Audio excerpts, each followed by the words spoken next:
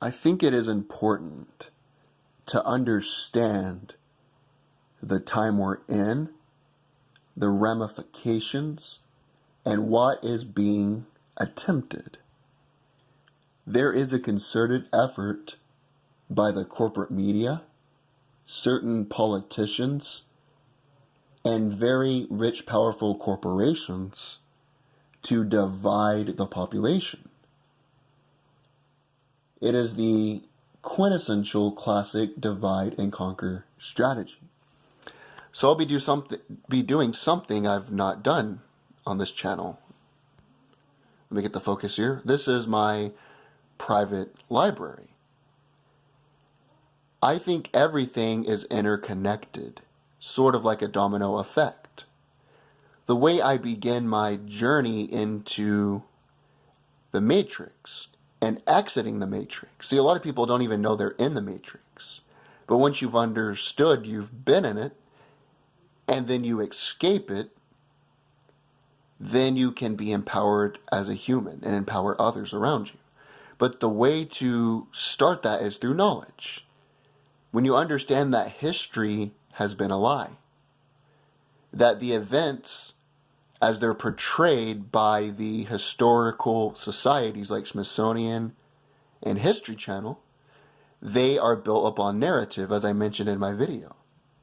Well, that also affects how we live as a society today. So psychologically, monetarily, every single domino falls. It's important to arm yourself with knowledge and become concise in certain areas. When you do that, you better understand the ramifications of the climate that we are currently in. Not only is history built upon narrative. See, this is what has always been weird to me. In the Civil War, I think both sides had their problems. I don't identify with either particular side. But if you believe the mainstream narrative, what you're saying to me is that in 1861 was the first large battle. Even in the 1960s, we still did not have civil rights legislation until 1964. So what you're trying to tell me is that white individuals in the North cared so much about the well-being, enslavement, and treatment of African Americans, they left their homes, their farms, their families. They starved to death in some cases. They got hit with mini balls. They never saw their family again, all because they cared about the well-being of African Americans. And 100 years later, they still did not have civil rights legislation passed. See, that is because our history is built upon narrative. We get that, right? But what we don't understand also is that history is a condensed timeline of events. People think that Hitler making the Jews wear the Star of David happened, and then right after that, Hitler invaded Poland. And then he had Operation Barbarossa, is what it was called, to invade the Soviet Union. People think those things happened back to back to back because history condenses timelines and events in order to make it look like they happen perpendicular. They all happen together. They all happen as a domino effect. But if you look at the origins of these conflicts, it began with tension. World War I, you had the Franco-Prussian War. You had many little miniature proxy wars that led up to the escalation of tension. Same thing with World War II. You had the Treaty of Versailles. If you really want to be technical about it, World War I is really a armistice for World War II because the infrastructure in place that was laid by the Treaty of Versailles led to the rise of Hitler. Now, why am I saying this? Well, when you understand these things and arm yourself with this knowledge available, then you understand what is being done today. Let me show you this book here that I've read a few years ago. This book is called The Civil War, Legend and Lies of Bill O'Reilly. Now, it's a good book, but it is built upon the mainstream narrative. But as far as the facts, casualties, events taking place, it is pretty concise. It's like an encyclopedia. If you look at this right here, this is a timeline from the beginning to the end. The Dred Scott decision was a decision made by the Supreme Court in 1857. And basically, the conclusion they came to was that African Americans were the property of white people. That's all they were. And so this led to the boiling of tensions. This was 1857, keep that in mind. It was not until 1859 that you had John Brown's raid on Harper's Ferry. And what happened was John Brown, he was working with some individuals that wanted to overthrow the country, but he had a group of individuals who he was close with and confided in them. He got a group of slaves and armed them. They took over Harper's Ferry as armed political terrorists.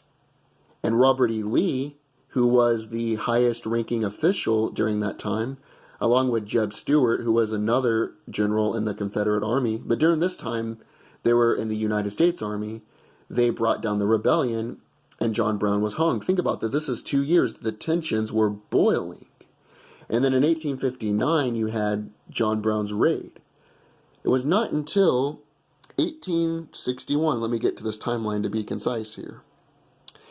Right here it says Fort Manassas, Bull Run. And that was really the first battle of the Civil War. But before that, you had conflicts that were boiling. Like right here, like I said, in 1857, you had the Dred Scott decision. And it wasn't until February 8th the Confederate States were created. And Fort Sumner happened here. But Fort Sumner was a small conflict. Everybody thought, oh yeah, it's not going to last very long. It's going to be a short conflict. Both sides are going to understand their divisions and they're going to come together. They're not going to be divided. Little did they know what conflict ensued. But it wasn't until 2 years after this when you had this. And it wasn't until all the way here in May of that same year. July, actually, to be concise. It wasn't until July you had that battle. So it was almost 3 or 4 years from 1857 all the way until the first conflict. And so you had the boiling of tensions, the boiling of divisions. But if you watch a History Channel documentary or you read a book, it shows the Dred Scott decision. It shows the creation of the Confederate States. It shows the inauguration of Lincoln. And then it shows Fort Sumner like they're all happening right there together as bullet points. And I get that because they have time constraints. But the question is, are we in a civil war currently? Has it started yet? When historians look back at this decade, are they going to say the Civil War began in 2014? The Civil War began during El Paso. Like I said, John Brown happened 2 years after the Dred Scott decision. That's what happened. So the question is, are we currently in a civil war right now? But only certain individuals understand that it started. That's why you have to prepare yourself. Never go out of your way to harm another person. I disavow violence that is unprovoked. I disavow hitting anyone, threatening anyone of any kind. I disavow that. But prepare yourself. The first way you do that is by knowledge. My library here, I read. When you have knowledge of money, knowledge of commerce, knowledge of psychology, knowledge of political institutions, knowledge of wars, knowledge of mechanics, you're already a few steps ahead because in your brain that information is stored. So the first thing I would say is arm yourself with knowledge. The second thing I would say is put yourself in good physical shape. Not only are you blessed with one body and one mind by the Almighty God, and you should work as hard as you can to keep that in the best shape possible, just because your personal pride. But if you are able-bodied, able-minded, you are able to walk, to talk, to comprehend basic things, you're a normal human functioning in society, exercise. Keep your body and your mind strong. The average person, it's funny, you hear all these people online, I don't want a civil war. I'm hoping we all come together, or we at least recognize our differences and we go our separate ways. I don't want a conflict. I really don't. But if conflict were to break out, I mean, it wouldn't be the worst on me because I'm in really good physical shape. I work out 5 days a week. I lift weights, I run, and so on and so forth. And so I can already bench more than I weigh. Not bragging, I'm just pointing out that I'm trying to make sure I'm in good physical shape just in case when this conflict ensues. But it's really a battle for your mind, and I'll get into that. They're trying to create tensions among races, tensions among political factions, tensions among every single individual in this country. So we are divided. That is why tensions are at an all-time high right now. Not only did you have 2 mass shootings, but now the media is trying to blame the object, they're trying to blame the president, they're trying to blame every individual besides the sick piece of shit that pulled the trigger. Anytime there's a mass conflict, it's not the president's fault, it's not the Democrats' fault, it's the sick piece of shit that pulled the trigger. That's whose fault it is. We need to stop blaming the individuals who had nothing to do with that. But what they're trying to do is they're trying to blame the president, and so people's anger, people's tension will be directed at the president and his supporters. And then the president's supporters will see how they are unfairly vilified, called white supremacists, and then they will turn on that other side, and then there'll be an armed conflict. It's really a battle for your mind. Every great thing that has ever been created began in the mind.